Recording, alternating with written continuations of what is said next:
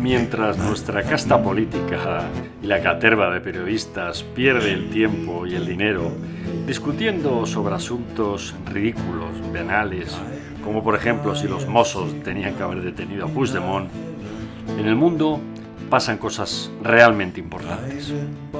Muchas cosas pasan. Quizá la más relevante de todas es el desarrollo acelerado y brutal de la inteligencia artificial. Hace pocos días, Yuval Harari, el autor internacionalmente famoso por haber escrito Sapiens, ha publicado un libro fundamental para entender qué está pasando con la inteligencia artificial, cuáles son los desafíos y la potencia de esta herramienta. El libro se llama Nexus y hoy os lo presentamos aquí en el canal. Vamos allá. Yuval Noah Harari, o Noah Harari como a él le gusta llamarse, es probablemente uno de los pensadores y escritores más relevantes en el panorama contemporáneo de nuestro mundo, a nivel internacional. Seguramente muchos de vosotros le conoceréis por un libro que ha sido mundialmente famoso, que se llama Sapiens. Luego escribió otro que es Homo Deus, y recientemente ha publicado un libro del que os hablaremos que se llama Nexus. Sintéticamente, en Sapiens, que fue la gran revolución, Harari nos explicaba o nos ayudaba a entender qué es el ser humano. ¿Qué somos esos primates superiores Homo sapiens sapiens? Y con una visión multidisciplinar, histórica, genética, etc., nos ayudó sin duda a comprender lo que es el ser humano.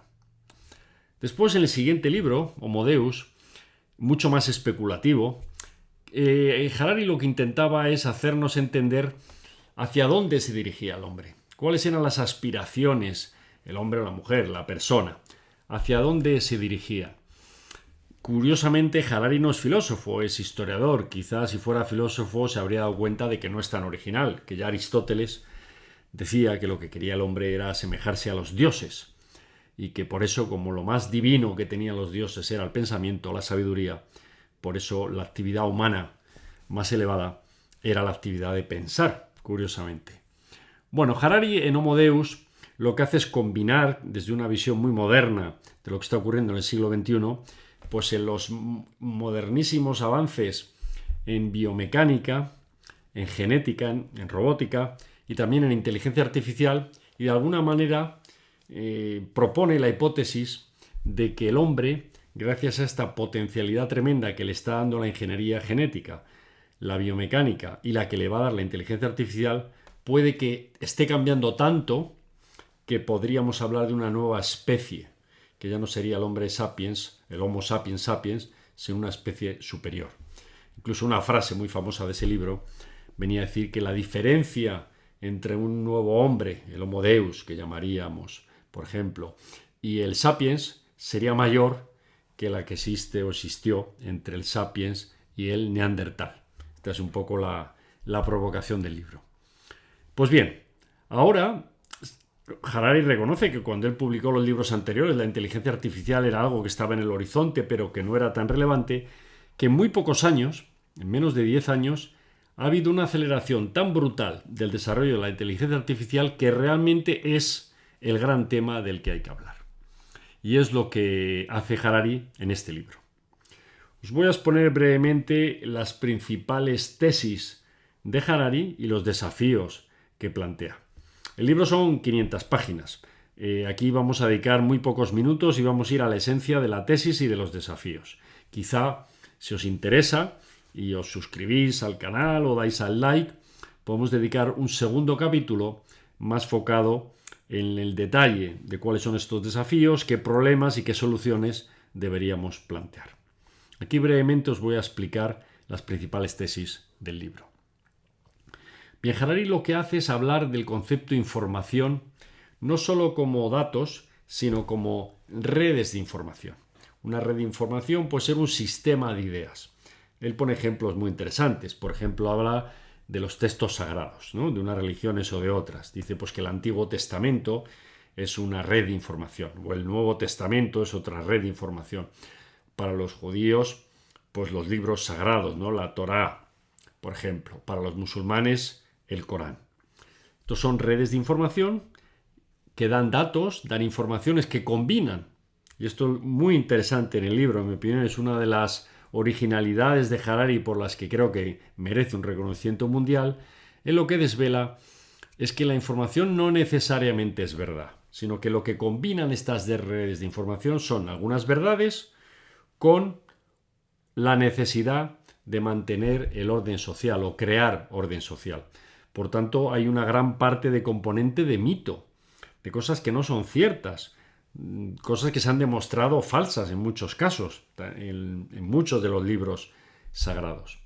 Pero han servido históricamente el Antiguo Testamento para los judíos, el Nuevo Testamento para los cristianos, el Corán para los musulmanes, los libros sagrados tantos de la Torá como los siguientes que reconocen los judíos ortodoxos para las comunidades judías, han servido para dar orden social, basándose en algunas verdades y en algunos mitos o historias compartidas. Otro ejemplo que pone Harari de lo que sería una red de información, saltando del ámbito religioso ahora al ámbito civil, son las constituciones.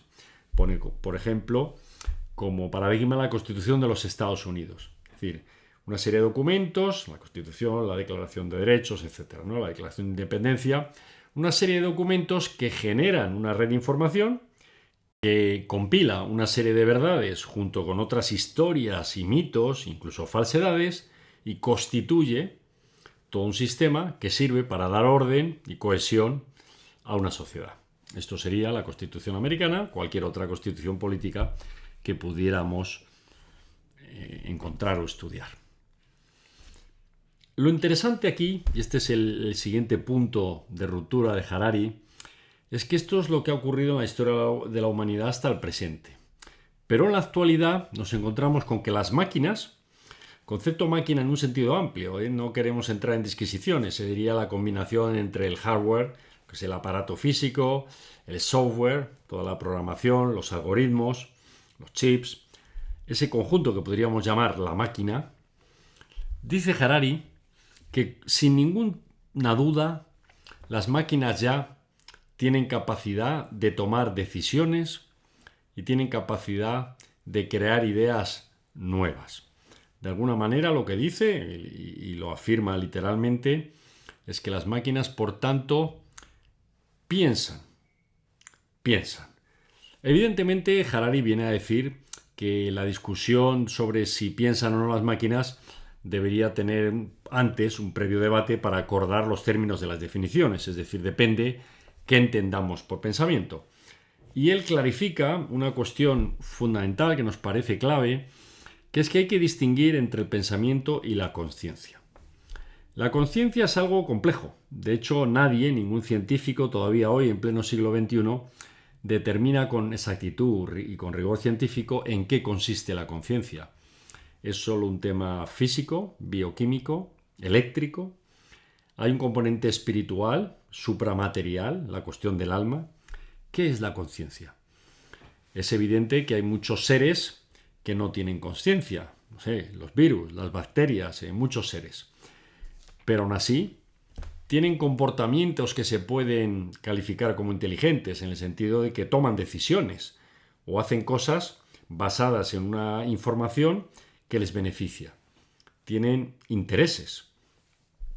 Esta es una cuestión muy importante. Hay en animales superiores, el que tiene una mascota lo sabe, pues que de alguna manera uno considera que ese ser, ese perro, ese gato, esa mascota, pues tiene un vínculo sentimental con el dueño, con la familia en la que está. Y se comporta o tiene un cierto comportamiento que podríamos definir inteligente.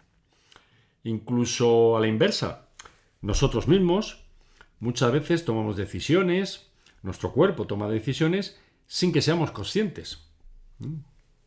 Muchas funciones del organismo son automáticas, o incluso reaccionamos por instinto o por reflejo con el sistema nervioso primario, etc.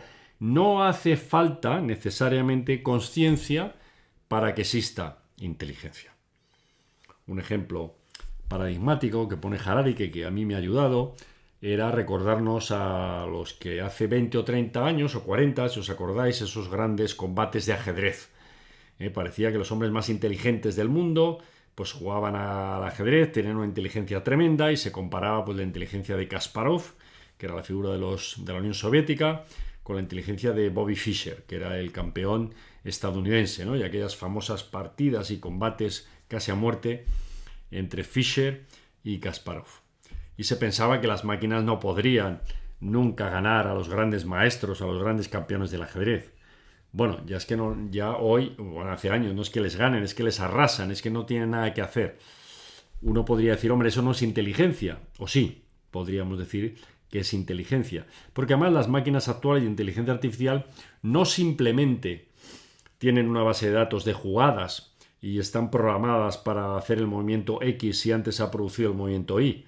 No, sino que analizan la jugada en sí, comparan con toda la base de datos del mundo que tienen y son capaces de crear ellas, la inteligencia artificial, nuevas situaciones, proyectar movimientos, etc. Es decir, podríamos coloquialmente aceptar que la máquina piensa.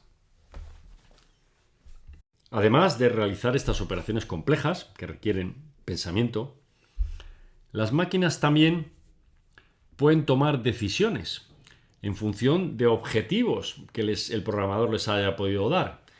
Pero es que la inteligencia artificial ya puede empezar ella también a generarse sus propios objetivos. Y esto es lo que Harari quiere señalar como gran peligro. ¿Y por qué hemos mencionado antes el ejemplo de las redes de información de los textos sagrados de las 3 religiones del libro o las constituciones en el ámbito político? Este es un tema también muy singular de Harari. Él nos viene a decir que en las redes cerradas de información, que eran textos revelados, se suponía o nos habían dicho que esto venía dado de Dios, de lo más alto, y por tanto eran textos inmutables.